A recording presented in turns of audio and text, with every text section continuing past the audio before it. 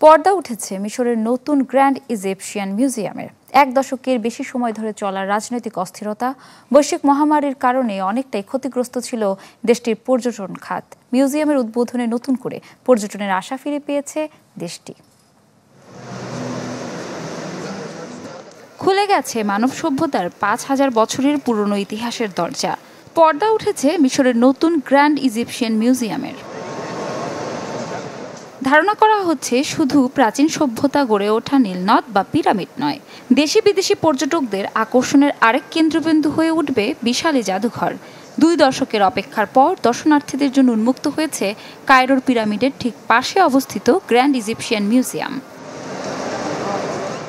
নীল নদের পশ্চিম উপকূলে অবস্থিত গির্জা শহরে এই জাদুঘরটির নির্মাণ কাজ শেষ হতে সময় লেগেছে ২০ বছরের বেশি। শনিবার দর্শনার্থীদের জন্য আনুষ্ঠানিকভাবে খুলে দেওয়া হলো বিশাল জাদুঘরের দরজা।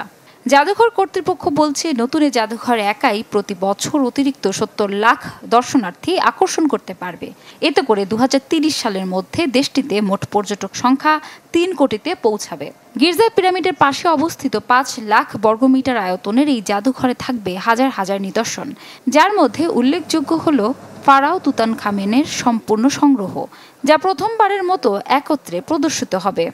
وعدد الليالي السياحية في اكسبكتيشن انها تزيد يعني গ্র্যান্ড ইজিপশিয়ান মিউজিয়াম খোলার ফলে চাকরির সুযোগ তৈরি হয়েছে। জিইএম এ ৫০০টি স্থায়ী চাকরির সুযোগ তৈরি হয়েছে। পাশাপাশি সহায়ক সংস্থাগুলোর মধ্যে ১৫০০টি চাকরির সুযোগ আছে। পর্যটন ক্ষেত্রে আমাদের ছেলেদের সাহায্য, সহযোগিতা এবং ব্যবহার করা যায়।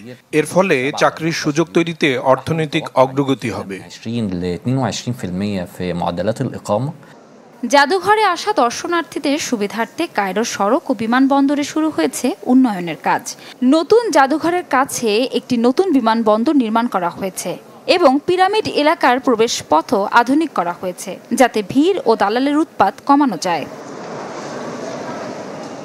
শুরুতে ২০১২ সালে জাদুঘরটি দর্শনার্থীদের জন্য উন্মুক্ত করার পরিকল্পনা থাকলেও রাজনৈতিক অস্থিরতা, করোনা ভাইরাস মহামারী আর নির্মাণ ব্যয় বেড়ে যাওয়ায় বিলম্বিত হয় পুরো প্রক্রিয়া। তবে দেরিতে হলেও সারা বিশ্বের অন্যতম দর্শনার্থী প্রিয় সাংস্কৃতিক গন্তব্য হয়ে উঠবে নতুন এ জাদুঘর, এমনটাই প্রত্যাশা মিশর সরকারের।